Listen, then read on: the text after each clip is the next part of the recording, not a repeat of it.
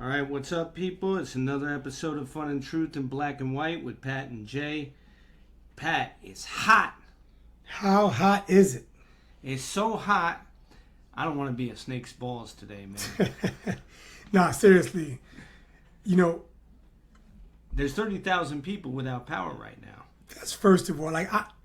It's so hot that I was driving earlier and I saw some dude with a flat tire. I didn't know the dude. It's not like it was a deserted road. And my first thought was, I gotta help this cat. Like straight, I felt so bad, but a state trooper was helping him. And I was happy I didn't have to stop and help him. But seriously, this heat right here, I can't remember. Like, it's as hot as they describe the heat on Do the Right Thing. Yeah, man, that's exactly what I was thinking. I can't remember a 2-day stretch where it was this hot ever. I kid you not.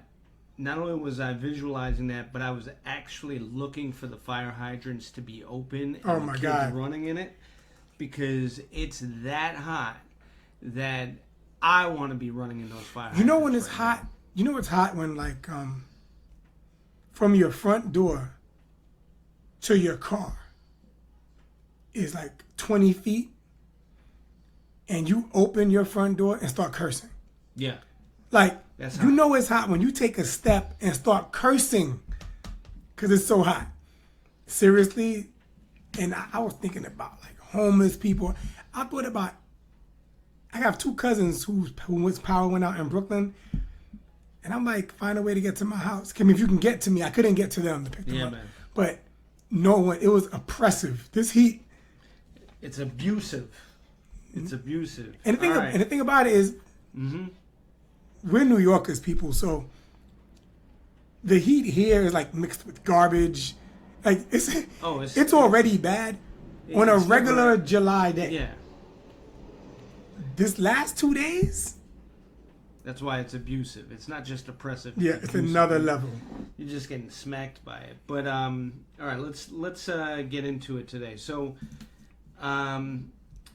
the big news, tonight's episode is Freedoms and Change, and the big news obviously was this week the president said some controversial things, and had a rally in which the people started chanting "Send her back." Talking about the 4 freshman congresswomen of color. I think they specifically were talking about the Muslim woman who is from Minnesota, Omar.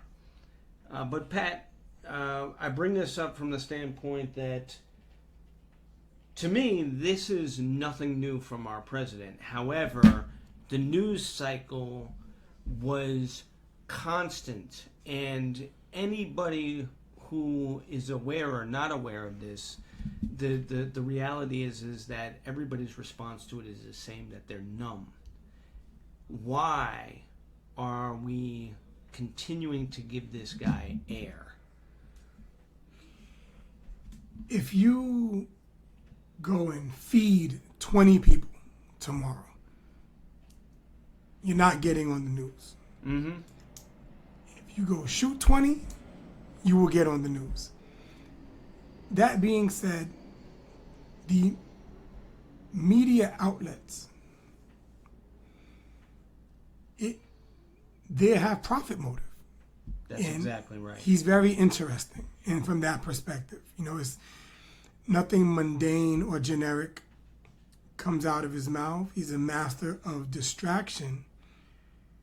And he's also like a marketing genius, like the way to attract attention is to be controversial. And then it also diverts attention from actual laws being passed, like that can affect your actual life. Yeah. So like harsh comments and insults don't actually affect your life, but they're headline material. So the layman will react to that, while something that affects them directly is happening, but they don't react. They don't even know what's going on. So he's also strategic. And that's why the rotation and the attention it gets is so heavy. Let me ask you. He's strategic, but is it also that the media is somewhat chained, exactly as you said before, to the reality that people are tuning in, whether they're really listening or not is irrelevant, but they're tuning in, and so therefore the media have to respond to that because that is what their profit motive is driven by. Correct. Is listeners. So if the listeners are connecting based on, this guy saying something controversial, whether they're happy or sad is irrelevant. It's the fact that they're tuning in. And I think that the other issue that we're facing here is that I keep hearing this, bullshit about a wedge. That he's driving a wedge in, and, he's rallying up his base and, he's very divisive. I don't think that this guy cares, first of all, number one. But number two is the fact that it's not President Trump who's divisive. It's the people responding to President Trump who are divisive. Because you have the people who are happy with what he says, and you have the people who are angry with what he says. So he basically is saying something and letting the people jump on each other. And the media is chained to that. And I think, again, when I asked you, why are we giving him air? What I'm really asking is, how do we find freedom? How do we help media find freedom? What is it that we need to do besides, as you said before, killing 20 people? What are the other ways that we can effectively change the media's view of how is there a way to do it? I don't think so, because you can't want something for the media that they don't want. Right? So what stands out to me, just a slight direction about it, is, when a guy talks to a girl, and he finds out she has a boyfriend, right? Instead of saying all the reasons why she should date him, he begins to list all the things wrong with her boyfriend. Right. So, Or he asks questions specifically for her to list all the things that are wrong with her boyfriend. Correct. That's another podcast, by the way. My point is, with our commander-in-chief, I don't understand the insult. I would much rather listen to your plan more than I want to listen to you insult other people. Right. Because let's say his opinion on these people are true. They're not. But let's just say, there's some facts that come out, and there are 4 bad people, right? That still doesn't tell me what you're going to do. Yeah. So that's one. And then let me just say... Let me hold that thought. I want to interrupt you just to ask you, because this is where we get controversial. As a person of color, the president said some things that people feel were very controversial about 4 women of color congresswomen. You as a person of color, and we've talked about this before the show, that you're so numb that didn't even, resonate with you up front. Do you think that the majority of people of color who are even aware of what's going on, are they so much upset with what he said, or are they more upset with the crowd that said send her back at his rally? Yeah, so the thing about the president, he's not going to actually do anything wrong. Right. His followers are the problem. Mm-hmm. He's not going to do anything blatantly wrong. Right. But he pumps fuel into the person who will. Right. He's a rabble rouser. And that is more concerning, to your point. And in terms of being numb, if a video got released tomorrow of a white police officer following procedure on a traffic stop and treating a black driver of a vehicle as a human being and as an equal, Yeah. that would get a reaction out of us. Right. Right. So I use that example to say, I am numb because it's so common.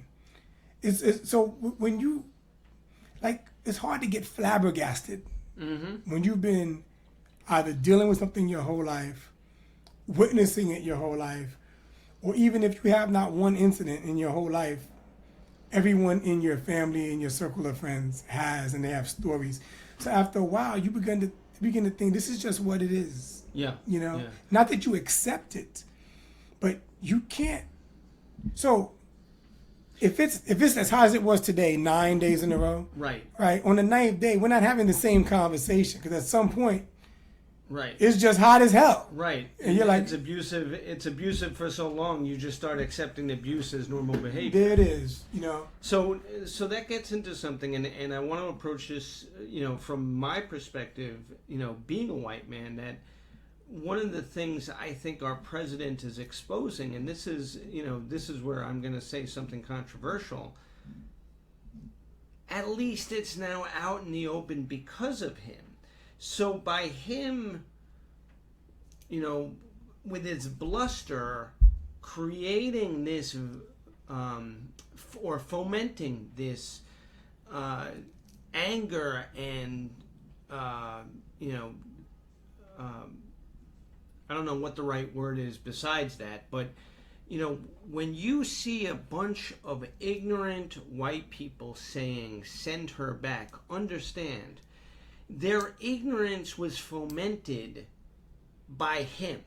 They came out from an entertainment standpoint to listen to him the same way that it would be Ann Coulter or some other, right-wing idiot.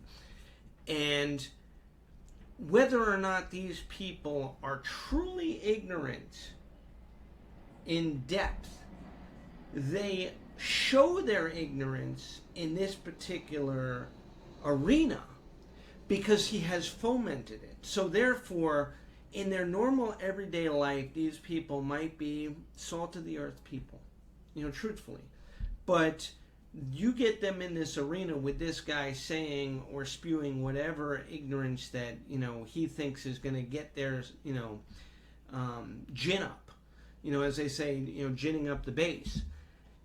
These people, probably a lot of them have already had something to drink before the show or smoked something before the show. Who knows what's going on there. But the reality is that he's excited them, and now their baser instinct comes out.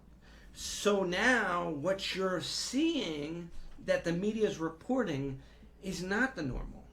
It's the accentuated aspect of a very minority-based opinion being brought to the surface, or a minority-based emotion being brought to the surface.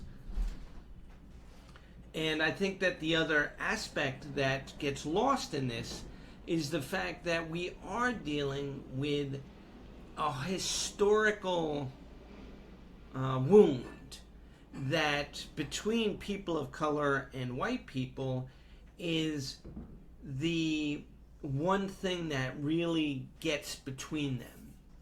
And so therefore, you're looking at not just a skin color disparity, you're looking at something that gets into economic disparity from class as well as, urban versus rural. do me a favor. Yeah. If you had to describe the prototypical Trump supporter, describe that person.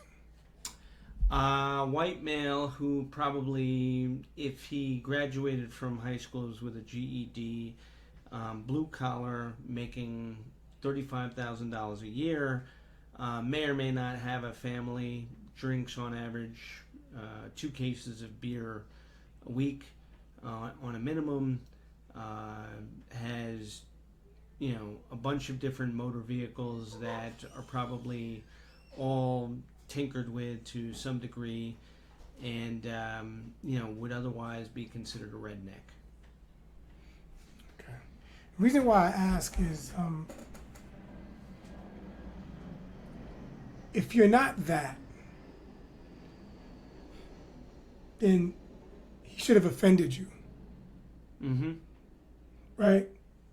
I mean, if you are that, he should have still offended you because chances are in your life you probably interact with others. Like if you're a woman or if you're brown or, he has said things that are very offensive, So, but it's deeper than that, and it has to be because what you just described, if we take it at face value, this is for the sake of this conversation, saying that's most of his supporters. Right. The numbers don't bear that out. There needs to be an analysis, an updated one of who supports him. Right. And I just want to focus on the word "send her back." Jay, you're white, born and raised in Brooklyn. Where's your mother from? Maryland. Hagerstown, Maryland. Where's your father from? He was from New York, Manhattan.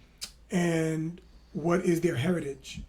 My mother was of German descent. My father was of Russian and English descent. All right.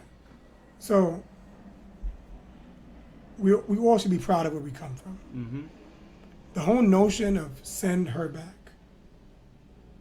This is stolen land. Yeah. Like let's be clear. Everyone here is an immigrant. Mm-hmm. Like in your heritage, there's an immigrant.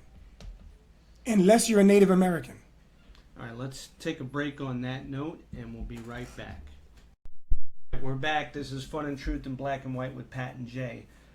Pat, you were talking about the specific Trump supporter and the fact that we need to reevaluate. Yeah, and I moved on to a leg of that with send her back. Who are you talking to? Like, every one of us that is not a Native American, Mm-hmm.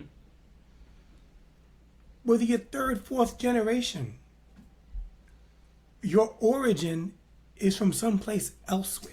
However, the people that he is talking to think that the fact that the land has been appropriated by the United States of America and they are here by manifest destiny of the United States of America, somehow that appropriation is overrules whatever history happened before them, number one. But number two is the fact that somehow the history of the United States of America is about white male privilege, and anybody else that exists in this country up until today, regardless of what laws and freedoms have been changed to be more embracing of everyone, in their minds, they're still above everybody else. So let me ask you this.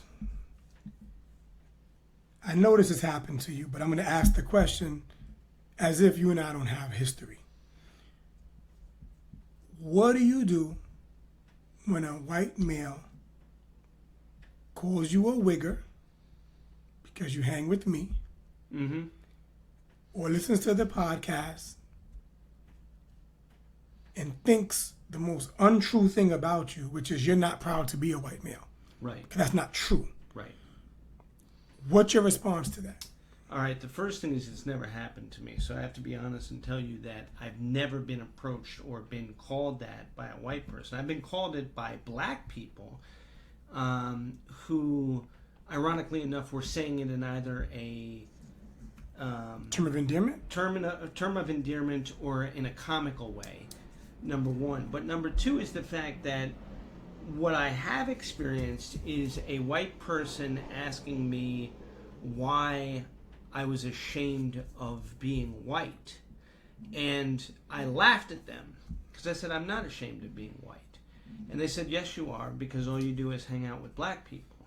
And I said, I hang out with black people because I identify with them growing up on the streets of New York, number one. But number two is the fact that I have more in common with a lot of black people than I do with a lot of white people. That doesn't mean that I hate myself or any other white person. My parents are white, as you pointed out. My sister's white. My family, for the most part, is white. However, that being said, outside of those people closest to me, my interactions in large part with white people have been from an either academic or business standpoint. And beyond those two platforms, we haven't gotten too personal because I learned a long time ago, you don't necessarily bring home those people that you go to school or work with. So let's go a little further. Jay, tell our audience about your grandfather. So my grandfather was a redneck from Hagerstown, Maryland. And he did not graduate from high school. He made it to the 8th grade. And then he joined the military. He was a racist until his kids had kids and basically told him that they would not bring him around their kids unless he changed his perception. And I grew up with a much more funny, loving version of him, but the stories about him as a person overall were that he was a very conservative. He was a Trump supporter, if there ever was one. So let's talk about his education, and I don't mean formal. Yeah. Right, because you say he's passed on. Yes. Right. So you say by the time he passed on, his outlook was different. That's correct. His outlook changed, seemed from what you tell me, not based on books, but based on exposure. That's correct. Through the eyes of his children and grandchildren. That's correct. So what's the lesson here, boys and girls? Right? Anybody can change. That's right. If your mind is open. Well, and also what's important to you. So your values will often influence what makes you change.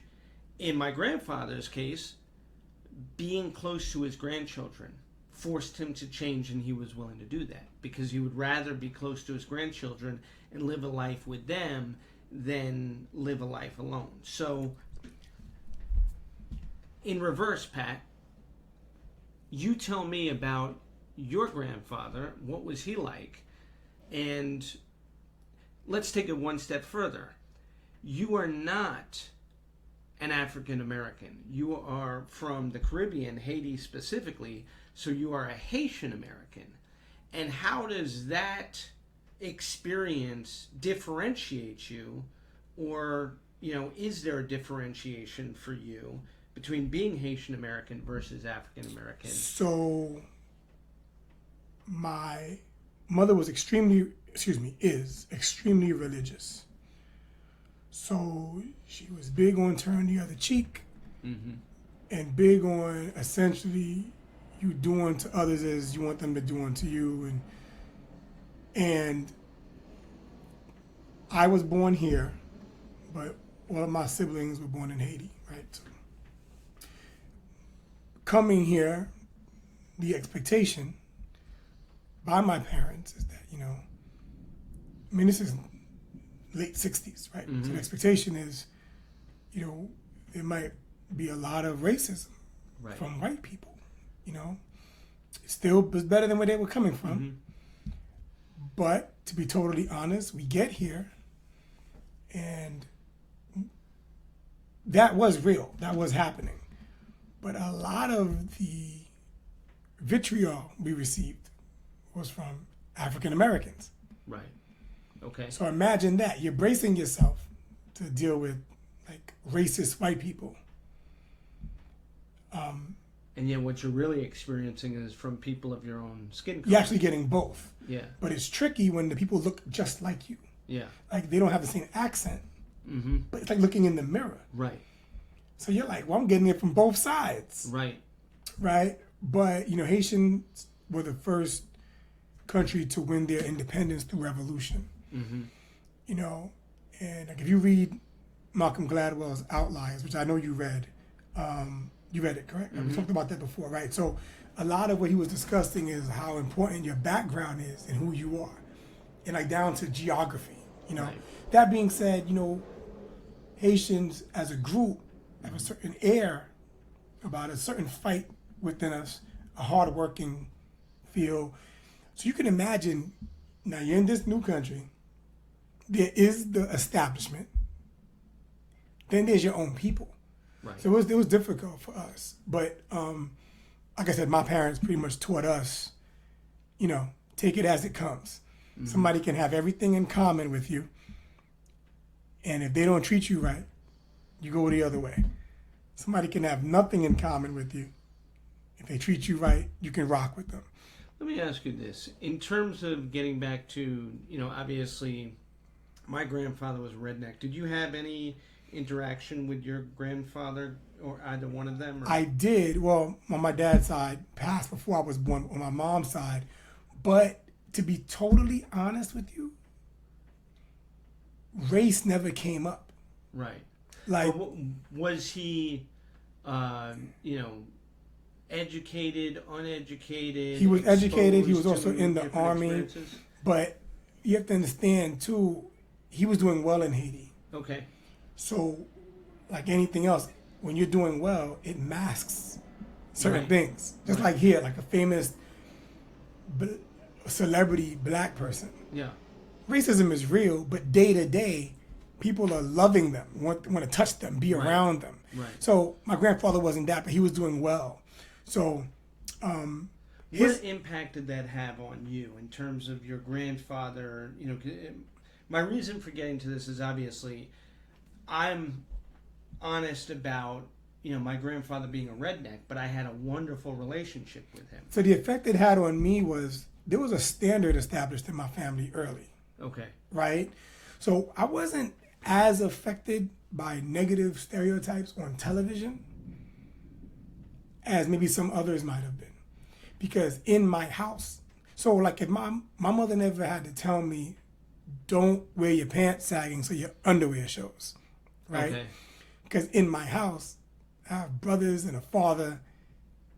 They were my heroes. Like I looked up to them. Gotcha. They didn't do it, Yeah. right? So the effect it had on me, the trickle down effect, my grandfather to my parents to me, there was a certain standard, Okay.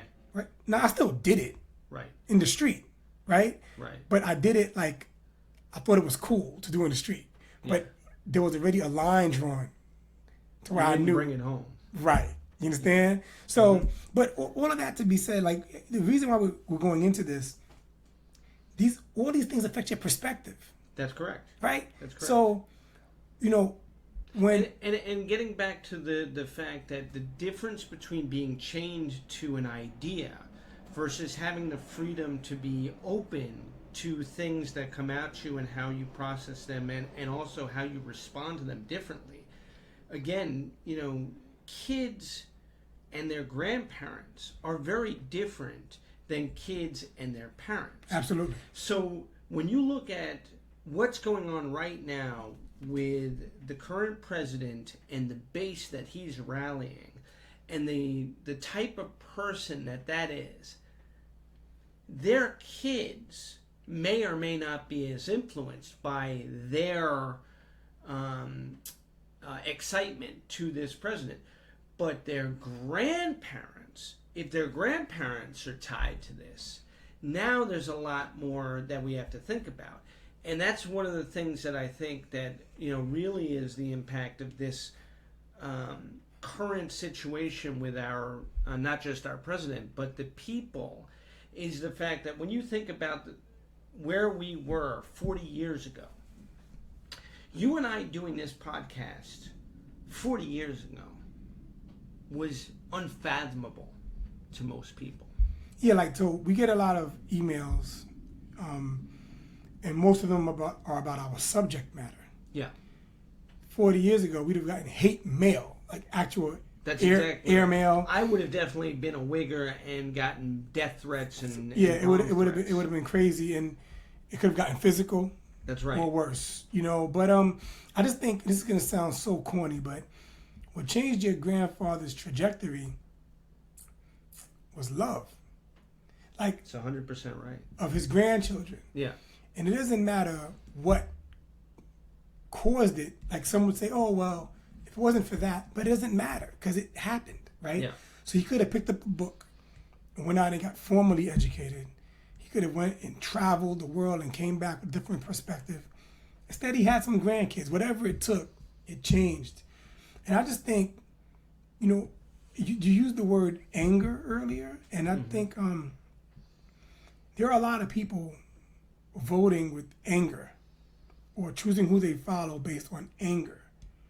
So much so that oftentimes they're voting against their own best interests. Yeah. It's incredible. Like, image is very important. And, you know, whoever you vote for, they should represent the principles and the foresight and the plan that you feel will best help yourself and most Americans. Like, no one's going to be able to help all, right? Right. So I think that should be your angle. And if that person is him, so be it. Yeah. But vote for that reason. And then I can't say anything about you. But if you're operating from a position of anger, if you're operating from a factless, like a position devoid of facts, and if it's simply, Or you're making shit up as you're right, going if along. it's simply he riled me up, Yeah. he said something that sounded unusual for me to hear from a person of power. I like it. I'm voting for him. That's like the stakes are very high. Yeah. So if you're gonna vote, you do your thing, but there should be more to it than that. All right. When we come back, Pat, we're going to answer the question, is it better to have a husband who provides everything and cheats, or one who is faithful but provides nothing? We'll be right back. All right, we're back. Pat, we're going to answer this question, but to just briefly end on the last subject, I think that one of the things we have to realize is that the ideal Trump, or the identity of the Trump supporter being a blue collar white man from middle America who hasn't graduated from high school or dropped out of college, whatever it is, his education is not that high or that significant. If we were to look at it from this question, he is probably in that category that he can't necessarily provide everything. That he has a job and he goes to church and he does his best, but he's struggling. He's not the breadwinner the way his father or his grandfather were when it was a single breadwinner household. And now he's somewhat emasculated by the fact that women have equal pay or are fighting for equal pay, and they're not necessarily resigned to the the kitchen and being barefoot and pregnant. But additional to that is the fact that he sees all these other faces going up the corporate ladder, and he is stuck in this relegated position of, if he's lucky, middle management. So I just want to point out that one of the challenges that people are chained to their ideas because of what their history is. And when you said that my grandfather was able to change because of love, that is one of the things that frees us. When we have a sense of love, a sense of assurance, a sense of support, a sense of, and one of the things that we really need to address is love of oneself. So I think that, getting into this question, I'm going to go ahead and take a stab at it and say that a husband who provides everything and cheats doesn't necessarily love himself or the other person. He simply is throwing money at the situation. He's got enough to be able to do whatever the fuck he wants, but he isn't necessarily free in his position, in the sense that he may look at the marriage and providing everything as simply a responsibility that he has to do, that he's chained to. Whereas the one who is faithful but provides nothing, he may be completely in love with that person and be willing to provide whatever he can. And if he's getting the love back, obviously that's what's keeping him motivated to do whatever he can. Freedoms and chains. That's what we're talking about. So, some say money buys you freedom. Just giving you some angles here. So the question is it better to have a husband who provides you with everything but cheats, or a husband who's faithful and provides you with nothing? I can see the emails now. We want both. Mm-hmm. But that isn't the question. Of course you want both. Like every guy wants a freak in the bed, a great mother for his kids, and if you have balls, you want a woman who can earn a good living. Right. Good luck finding it. It exists, but the question today is, which is better to have, one or the other? Now, take the guy who provides you with everything. Now, he may be thinking to himself, you have this lavish home, you drive this nice car, you go on these great vacations, you and the kids want for nothing. Some guys will think, oh, I feel good doing it. I'm happy to see you happy. And it stops there. But there are some guys that this gives me the license to do whatever the hell I want. Right. That's exactly right. Now, this guy that's faithful and provides nothing, he may be thinking to himself, I can't rub two pennies together, but I give you all the love and attention and sex and support anyone could possibly want. We're just broke. I'm struggling out here. And he could be thinking to himself, I hope she doesn't go cheat on me. I hope she doesn't go looking for $1 elsewhere from another guy. But he might be thinking to himself, I'm such a good guy. She can't possibly leave me. Why would she go cheat on me? Right? So my point is, this is very personality driven. Mm-hmm. And it comes down to why you're doing what you're doing. Yeah. Take the faithful guy. There's an expression that men are as faithful as their options. Is he faithful because he's a good guy? Or is he faithful because he's broke? Or is he faithful because not only is it that he's broke, but because you're taking care of his needs, which are simply a meal and a roof over his head. And as long as he's got that from you right now, he'll remain faithful. But the minute that you upset the apple cart or get angry at him or whatever, things could very quickly change. Yeah. And the guy with all the money, again, is he a giving person? Mm-hmm. And because he has the financial means, he's giving you the world. Or is he like, I'm going to give you the world so you can't tell me shit, you can't question me, I can go do whatever the hell I want. Or is he programmed that way? In other words, because historically men have been programmed to be the breadwinners, he basically is programmed to be like, okay, this is what she needs in order for me to have sex with her and obviously have kids or whatever. But the truth is that my only reason for being with her is because she's good looking to all of my friends. And so therefore, they give me respect because I have a beautiful wife at home. And so therefore, my stress is based on the fact that I have to do all of this in order to keep a beautiful wife in the house. But she's not really satisfying me. So I'm going outside and getting what I really need from someone else simply because all of this is a front and I'm not happy. So does it come down to that? Does Right. it come down to if the individual is happy or not? Well, I think that that's one of the keys to life. We all want to be happy. And the freedom versus the chains is that, the freedom is letting go of everything to be happy versus being chained to this idea that you have to have all of these material things to be happy. So we're getting somewhere now. What is the definition of happiness? The reality is it's like an infinite number of definitions because it's different per person. Mm-hmm. And I think fundamentally the answer to this question, and ladies, email us. Let's take a poll, right? We need to know.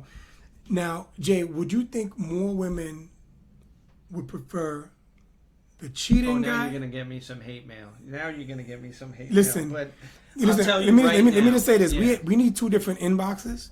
Right. Because I think if our hate mail were on a seesaw, I feel like your shit would be on the ground and I'd be way up. Like you get way more hate mail than me anyway.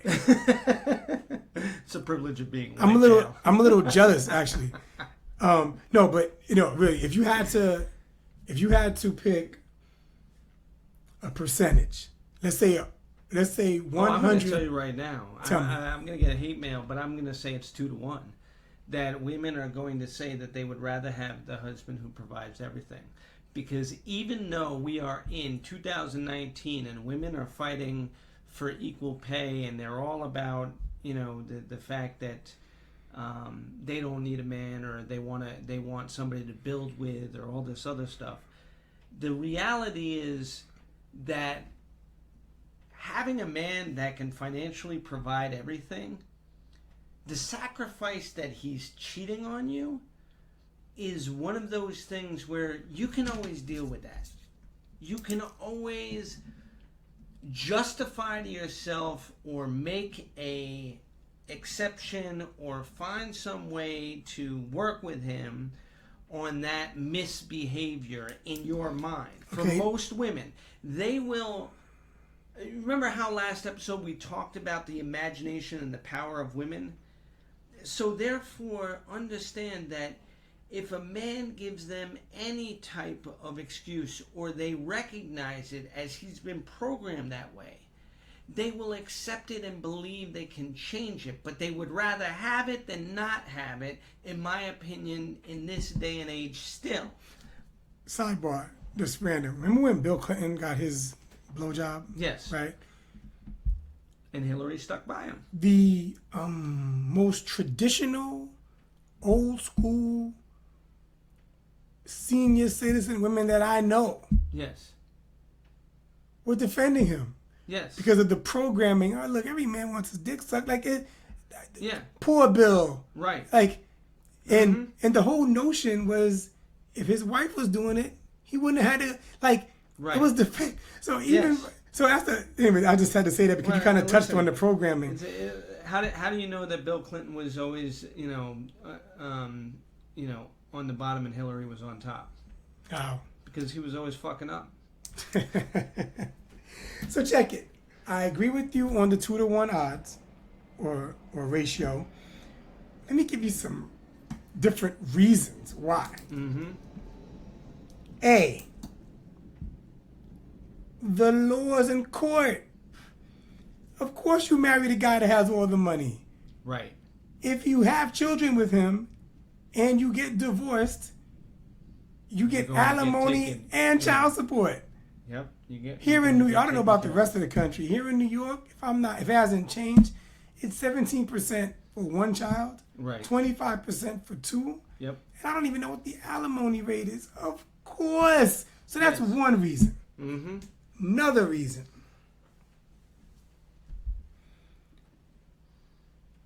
He's a cheater.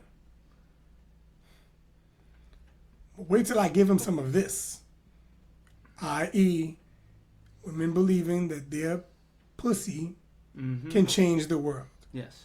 It can change the axis on which the earth spins. It can make a cheating guy stop cheating. Meanwhile, another podcast topic, Halle Berry's been cheated on. Several times. J-Lo's been in multiple relationships. There are women way hotter than you that have been cheated on. That's right. There are women trying to find cures for all kinds of cancer, getting cheated on.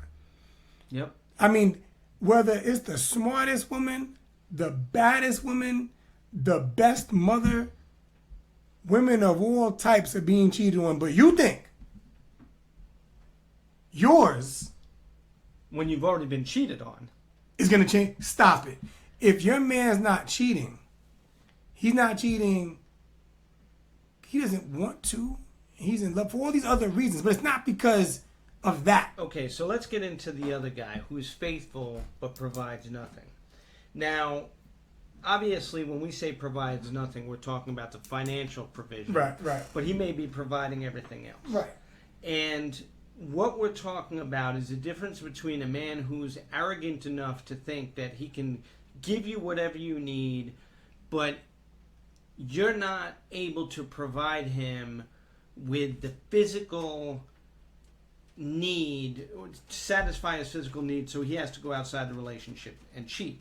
When the truth is that that man may be cheating because you're not giving him the emotional and spiritual support or connection that he really needs, and that's why he's cheating. Jay, I gotta interrupt. Yeah. Please don't lose your thought. Mm-hmm.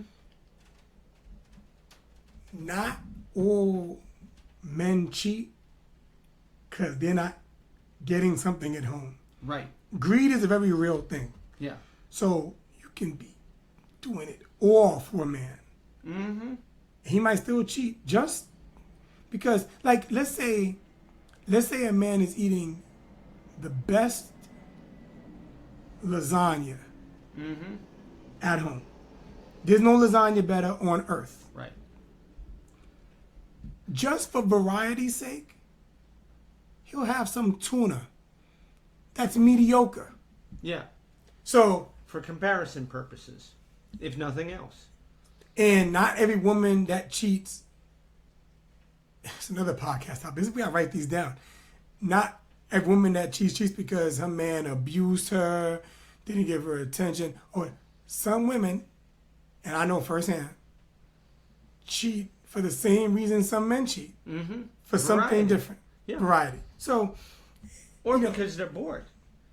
And so that gets into the fact that the one who is faithful, you even pointed out that his wife may be cheating. He may be the one who is faithful and thinks that his wife is never going to be the one to cheat on him because he's giving her everything except financial support. But the reason why she cheats is because the feeling of being a sugar baby, being, a hoe, getting that guy who's got power for her is the thrill. So she may cheat just so that she can be with a guy that has financial support, has financial power, because that's what gets her off. you know what's crazy about the whole blame game? So, there's always some kind of connotation that men are dogs. And that's like a stronger connotation than women are hoes, right? Mm-hmm. Generally, when there's a relationship and it goes awry, it's what the guy do. What did he do this time? Yeah. That's a general thing. Here's the funniest thing that no one really talks about. When the guy cheats on his girl, he's cheating with another girl, Yes. right? So Mm-hmm. it's a cyclical thing. Like, women are part of the process. Yeah. And you're not victims Mm-hmm. in all of this. I think more women would rather have the guy who's financially able to provide over the other dude, because you're talking about programming. Yes or no question. Would you say that most women are programmed to think all men cheat? Yes or no? Yes. To a degree, some women might look at a man who's faithful as a chump. Like, I'm not saying they want to be cheated on. Well, you're touching on a point of, again, the reason why they go for the man who's able to provide everything is because they want, in that subconscious, that man, because he can provide everything and because that's their attraction. And so therefore a man who is faithful to them is not attractive in regards of what you're talking about, because somehow he's not the alpha male. Somehow he's not the big dog in the room, and his reasons for being faithful are that, he knows that he can't get anything better. Case in point to what I was saying, if a guy has a reputation Mm-hmm. for sleeping with everybody on campus, Mm-hmm.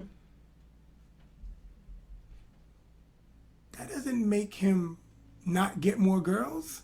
No, if anything, it makes him more attractive Right. overall. Now, why is that? So, if what women will say, they'll have you believe, that's disgusting, men are dogs. But that's the dude you want. That's exactly right. He's a legend. What are they thinking? Curiosity. There's something about him. Exactly. Why did he choose her and not me? We were both in the same class. I want to see what he's all about and whether or not I can get him to be faithful. And then, I'm going to see what it is that's making everybody wait online for it. Right. I'm going to get it. I'm going to change him. So what you're saying is that the challenge is the opportunity for women. So if a man provides everything but cheats, it's a challenge for her to see if she can get him to stop cheating. So therefore, that will keep her in the relationship with him until such time that she realizes that there's no hope. But she'll stay in it because it's a challenge. Freedoms and chains. At the end of the day, I'm not sure if it's about cheating or not. The money thing is a big deal. Yeah. Period. End of story. But I'm not sure if it's about cheating or not cheating. I think it's about respect. Mm-hmm. If she respects you and thinks that you're a catch worth keeping, she'll look at you a certain way. Yeah. But if you're just there, there's no thrill. Yeah. Yeah. This has a lot of legs to it, man. Like I just think that you as a man, you better be able to handle your business and provide. Because once you can't, you got a problem. Yeah, we'll take a break. We'll be right back with our final segments and our next podcast topic. All right, we're back. This is Fun and Truth in Black and White with Pat and Jay. Pat, this has been a great podcast. Our next podcast, we're going to, attack the question, is monogamy natural? But now we're going to wrap up, and I'm going to tell you that I don't give a fuck about sports right now. And I'll tell you why. It's too fucking hot. But also because we're in that part of the summer, we're in that part of the season that baseball is a very long season. I think we're coming up, or we just finished the All-Star break. But everything's kind of like the British Open finished today. Obviously we didn't talk about anything because there were more important things. And I think that's the thing about summer.